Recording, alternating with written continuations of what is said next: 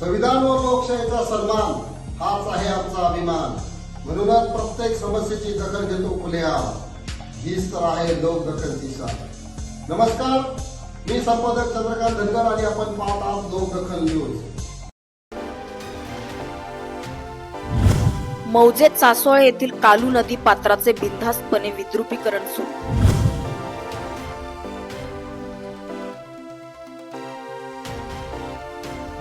विद्रुपीकरण सुरू असताना फोन केला असता तलाठ्यांसह मंडळ अधिकाऱ्यांचे आलो येतोचे राजकारण।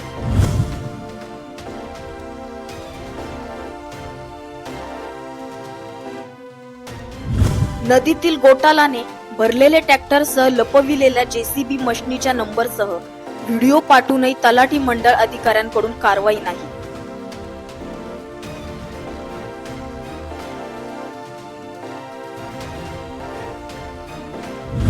तलाठी मंडळ अधिकाऱ्यांना संपर्क केला असता करतोच्या कृती शून्य आश्वासनांचा भडीमार। क्या करता है जेसीबी? बोतल क्या परमिशन है तुम्हारे पास? पता नहीं मेरे को पता नहीं। मैं आज आया। तो रेती कौन निकलता है? रेती नहीं मालूम। मैं बोतल उठा रहा हूँ। गोटा उठा रहा है यहाँ से। नदी का गोटा ना? किधर डालता है? किधर डालते हैं गोटा? पता नहीं, वो सेठ लेके जा रहा, हमको मालूम नहीं किधर। सेठ का नाम क्या है? शकील। शकील।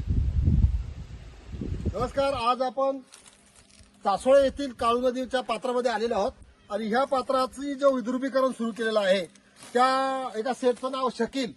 ह्या शकील नावाच्या ग्रस्तांनी ह्या ठिकाणी ह्या काळू नदीचं पात्र फार उद्ध्वस्त करण्याचं काम सुरू केलेलं आहे। काळू नदीतील पूर्ण गोटाल ह्या जेसीबीच्या साह्याने तो बाहेर विकत असताना आपल्याला दिसत आहे। आज ह्या ठिकाणी तो नसताना परप्रांतीय तो ड्रायव्हर आहे आणि परप्रांतीय ड्रायव्हर त्यांनी त्याचं नाव सांगितलेलं आहे आणि इथून ह्या नदीचा गोटाळ तो ट्रॅक्टरने भरून बाहेर विकत आहे। हे तात्पुरती माहिती आपल्याला मिळालेली आहे। मात्र तलाठी किंवा मंडळाधिकारी जाणीवपूर्वक ह्या गोष्टीला दुर्लक्ष करून कुठल्याही प्रकारची कारवाई हस्तक्षेप करताना आपल्याला दिसत नाही। धन्यवाद। आपल्या परिसरातील घडामोडी व समस्यांना वाचा फोडण्यासाठी स्क्रीनवरील नंबरवर संपर्क साधा आणि पाहत राहा लोकदखल न्यूज। धन्यवाद।